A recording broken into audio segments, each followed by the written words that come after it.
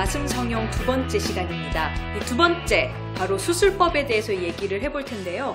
많이들 이제 가슴 확대 수술을 하시곤 합니다. 그래서 가슴 확대 수술에 초점을 맞춰서 이야기를 하도록 하겠습니다. 네, 안 부르면 섭하죠. 미유재 성형외과의 김일규 원장님과 질문 나눠보도록 하겠습니다.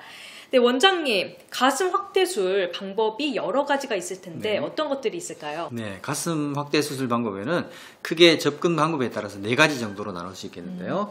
첫 번째는 이제 겨드랑이로 들어가는 방법. 네. 두 번째는 유방의 밑선으로 들어가는 방법. 밑선. 네, 세 번째 유륜으로 들어가는 방법. 네 번째는 과거에 주로 썼던 방법이고 최근엔 잘 쓰지 않지만 배꼽으로 하는 방법도 있습니다. 그 중에서 원장님이 잘 사용하시는 접근법은? 저는 주로 이제 겨드랑이 접근법을 많이 이용하고요. 재수술 같은 경우에는 유방 밑선을 이용하기도 합니다. 이 겨드랑이 접근법을 자주 이용하신다 하셨는데 네. 그 장단점에 대해서 말씀 좀 해주세요. 네, 겨드랑이 접근법은 아무래도 이제 겨드랑이 쪽에 있는 주름을 따라서 절개를 들어가기 때문에 흉터 자체가 겨드랑이 가려서 잘 보이지가 않습니다. 그래서 흉터를 굉장히 중요시하는 여성분들한테는 굉장히 좋고요. 특히 노출된 의상을 자주 입으시는 분들은 굉장히 도움이 되겠죠. 그렇지만 이제 겨드랑이 쪽에서 유방까지 접근을 하려면 좀 길어요, 통로가. 그래서 수술 방법이 좀 까다롭긴 하지만 숙련된 의사한테는 큰 문제가 되지는 않는다고 생각됩니다.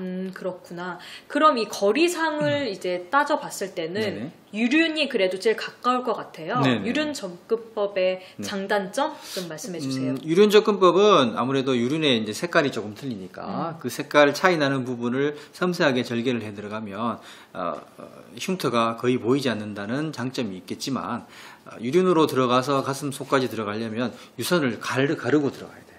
네, 유선을 갈라야 되기 때문에 그 유선 속에 있는 많은 균들이 보형물 주위에 고이게 되면 침투할 수도 있고. 그렇죠. 그러면 이제 구형 구축을 유발하는 그런 사태가 생겨서 최근에는 유륜 접근법을 잘 사용하는 분이 적어졌다고 듣고 있습니다.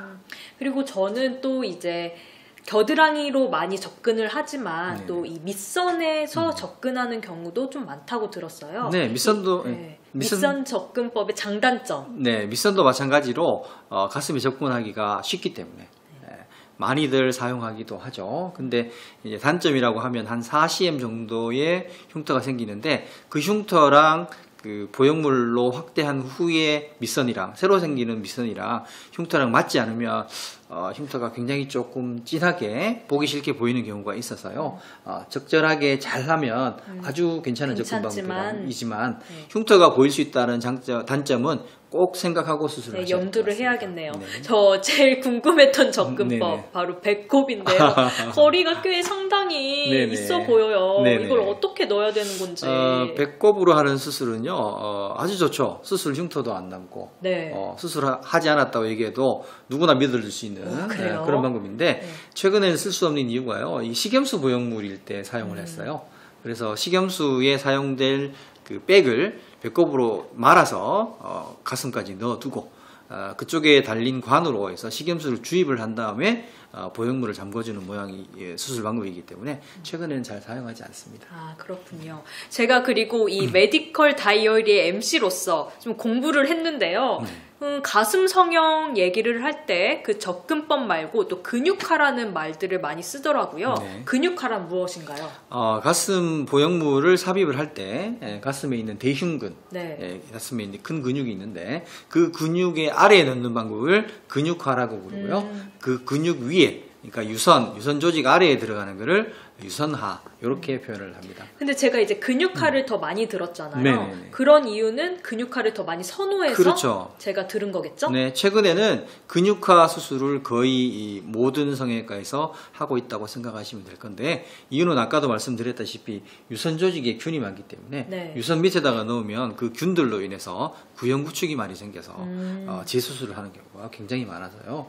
최근에는 근육화가 거의 트렌드라고 생각하시면 될 것 같고, 각광받고 있는 저희는 그 HD 내시경을 이용한 겨드랑이 접근법, 거기다가 근육화에 보형물을 삽입하는 방법을 주로 사용하고 있습니다. 또 여기서 고화질 나왔네요. 고화질 중요합니다. 그리고 또 수술할 때 예쁜 가슴 라인을 만드는 게 관건일 텐데요. 이런 가슴 라인을 만들기 위한 원장님만의 수술 방법 좀 비법 좀 말씀해 주세요. 네, 저는 이제 아까 말씀드린 대로 겨드랑이로 주로 많이 하고요. 고화질 내시경, HD 내시경을 쓰면 그 내시경을 이용해서 섬세한 수술을 할 수가 있는데, 특히 가슴 아랫라인을 동그랗게 뽕긋하게 만들기 위해서 대흉근을 끊어주는 그런 수술. 무서워.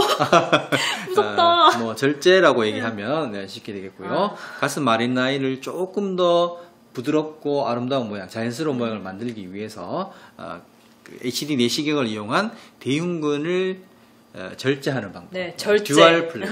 네, 절제가 더 낫네요. 네네, 절제하는 걸로 해서 이중평면 수술법이라고 얘기를 합니다. 가장 최근의 수술 방법이라고 생각하시면 되겠네요. 이중평면 수술법 맞죠? 네네. 네, 듀얼 플레인 네. 참고하시길 바라겠고요.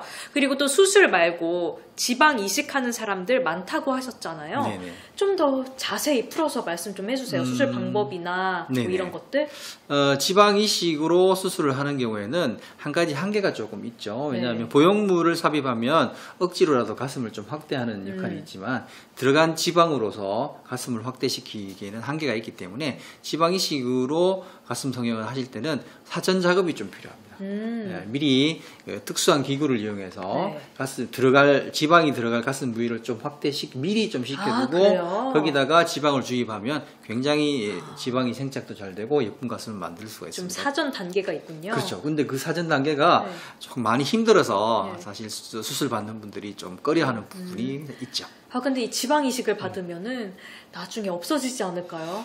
살아남은 지방, 생착된 지방은 평생 가져간다고 생각하시면 되겠고, 몸에 살이 찌거나 하면 가슴이 굉장히 커지는 그런 부작용도, 부작용은 아니겠죠. 뭐 부작용 아닌 부작용. 네네. 네. 그런 경우도 있습니다. 네, 알겠습니다. 그리고 이 수술할 때 그 수술 시간이나 마취 방법에 대해서 좀 알고 싶습니다. 네, 수술 시간은 뭐 병원마다 좀 차이는 있겠지만 저 같은 경우에는 1시간 정도 생각하시면 꽤 되겠고요. 짧네요. 네, 거기다가 아까 말씀드린 듀얼 플레인 네. 대흉근을 절제해주는 방법은 거기다가 30분 내지 1시간 추가하시면 될 것 같고요.